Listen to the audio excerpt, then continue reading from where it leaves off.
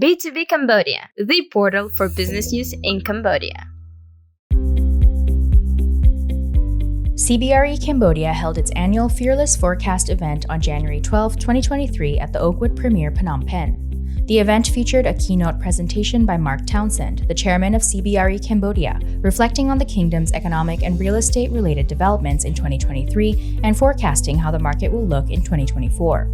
We had a chance to speak with Marc Townsend following his presentation, as well as Lawrence Lennon, the managing director of CBRE Cambodia, to get more of their thoughts. 2023 was a particularly tough year. There were some high points with the election, the SEA Games, a lot more new offices and retail centers opening. The problem was the demand that we've seen in previous years wasn't there. For 2024, unfortunately, it's more of the same. It's probably on everyone's radar now that there aren't many new companies coming to Cambodia. So if you're launching a new office building, you're probably fighting for the same tenants that the guy next to you is. And unfortunately, or fortunately for tenants, rents will continue to drop. We're seeing the hospitality sector change shape slightly. We very much have been dependent on Chinese tourists in Siem Reap, in Sunakville. Now they're being replaced by local tourists and Asian tourists. And the main growth, like everywhere else in Asia and in Europe, is Indian tourism, or tourism from India. Well, there's a range of solutions, and I think the key is making sure that we look for them and we're as creative as possible. Solutions range from further diversification of the economy. This is for sure probably the most important thing, and I'm slightly obsessed with agriculture, for instance, which is around 24% of our GDP, but it only makes up a small part of our exports, particularly around the value add side. So we've got to explore value add more. Outside of that, in terms of the specifics of real estate, another sort of passion of mine is around urban planning, zoning. This is really an area that needs more focus. It's about livability. It's about creating a beautiful city. People like living in beautiful cities, and that means it will create more interest in coming to Cambodia, whether it's for tourism or whether it's for coming here as a professional. I think it's a bit of both. For a start, whether it's the States or in Japan or China, the local market is the dominant market. India is a great example of that.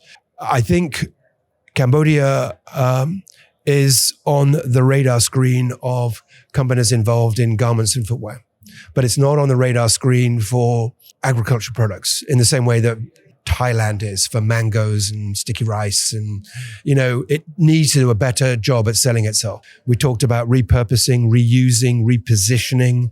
We talked about ESG as an overriding concept, particularly if foreign investors do come back, they will look at ESG projects, family businesses that understand ESG and that embrace ESG.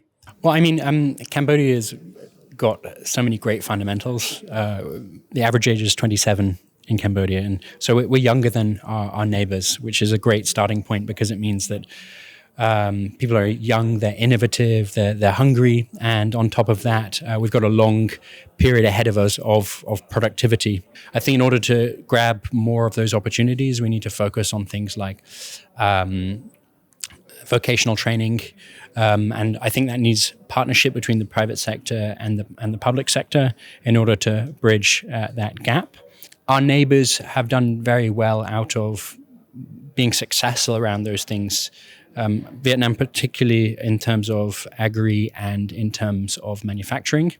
Thailand, agri, manufacturing, and for sure tourism. And these are lessons and opportunities that we can learn from. I mentioned earlier that I call it the Taylor Swift effect in Singapore, where the governments realize that you can increase the hospitality level, the F&B, when you've got the ability to sell 50,000 tickets to Taylor Swift fans for 5 nights.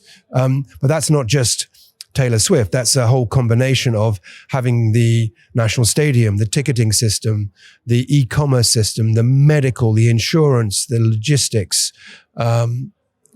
makeup, sound technicians, lighting technicians.